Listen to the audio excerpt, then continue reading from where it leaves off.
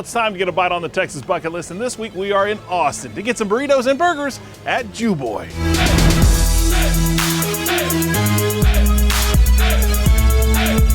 The capital city of the Lone Star State has never been accused of being boring, especially when it comes to food.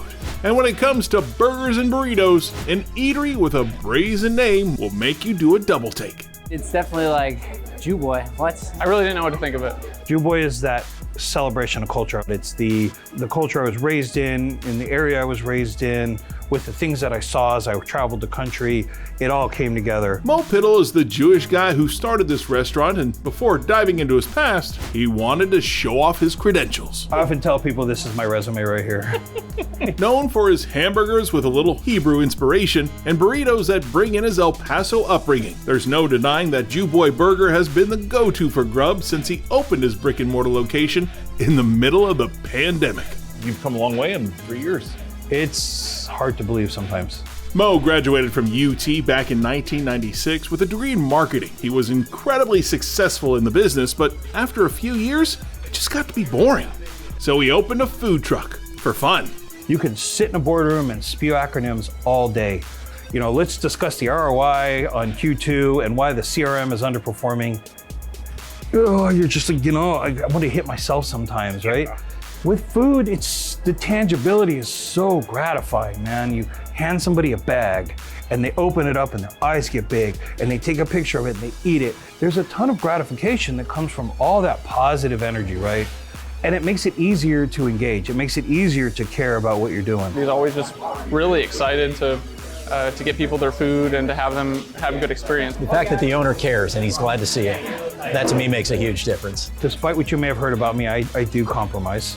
I have allowed the Austin ethos to permeate. The one thing Mo doesn't compromise is quality. His burgers consist of his favorite things in life, and yes, that does include bacon. But the one thing you'll never find on his burgers, tomatoes. I hate tomatoes.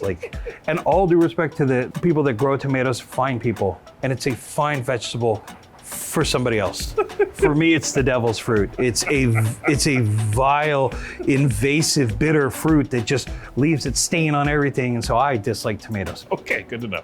We don't serve them here. Instead of a ripened tomato, you'll find something a bit different on some of his offerings. A latke. It was a pleasant surprise for me. I ate the first one. I was like, oh, damn, that's pretty good. Before I sat down with one of his very sought-after sandwiches, I had to clear up one thing: the true meaning behind the name of his restaurant. Not very familiar with my offensive terms for folks of Jewish descent, but Jewboy seems a little iffy for someone who's not too sure what to say when they walk in. So, and I always tell people, look, if you're uncomfortable, don't say it. It's okay. I have a woman that comes in, she goes, love your burgers, hate your name.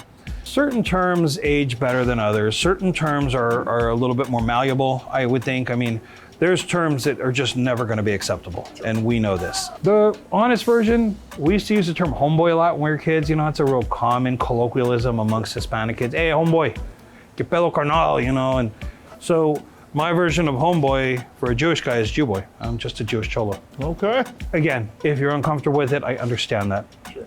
I don't need you to say it to order it. I don't need you to be happy with it. I would like for you to listen and consider and recognize that the more we talk, the better things get. We lose the ability to communicate, we lose everything. Communication consists of a few things: talking, listening, reasoning, and understanding.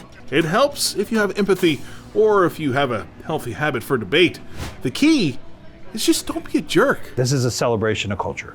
This is where we look at all the different places that feed into here and we celebrate them. Well, I'm always up for celebrating cuisine that comes from the heart, and Mo's definitely does. And he wanted me to try both a burrito and one of his burgers. A good cheeseburger brings you that much closer to the universe. Mo's a great guy. Trevor Bell has been working here since the beginning, and he knows Mo well. Yeah, he's got a big personality. He also knows what it takes to keep the boss happy. As long as we follow his #1 rule, which is to give a he's a pretty chill guy. He's awesome. I am excited about this burger. So we're gonna start with a yinta with a green chili cheddar latke and a picadillo burrito. Okay. So the first thing we do is lay down some onions here. Okay. Then we start with a 6-ounce portion of beef here. Okay. Get that nice on the onions. This method of cooking burgers stems from Mo's childhood when he would visit Roscoe's in El Paso. His method of making burgers was he would put onions down on the grill, fresh ground beef, and then he had this huge spatula. It was like bigger than normal, and he would go whack, whack, whack. I remember just watching this old dude go whack, whack, whack. Well, he was probably in his 30s at the time, but whatever. Perspective, right? Yeah.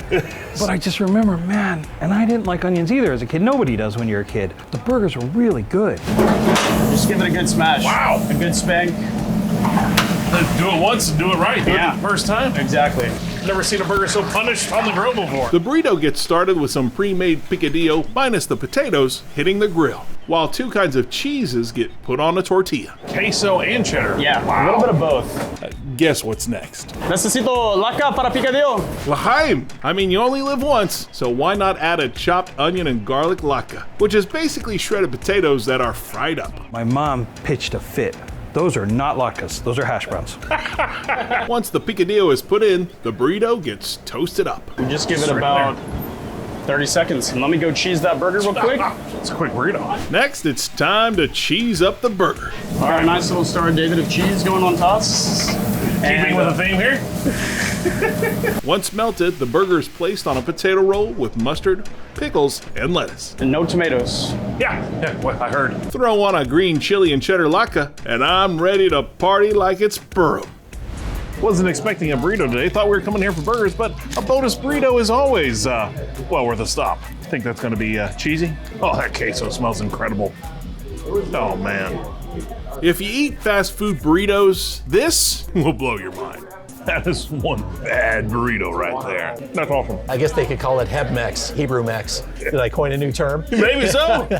Time to bust out the burger. It just looks like a picturesque, beautiful burger. After just one bite, the look on my face gave it all away. Wow. Yeah, makes a good burger. The simpleness is what takes this burger over the top. The flavors are awesome.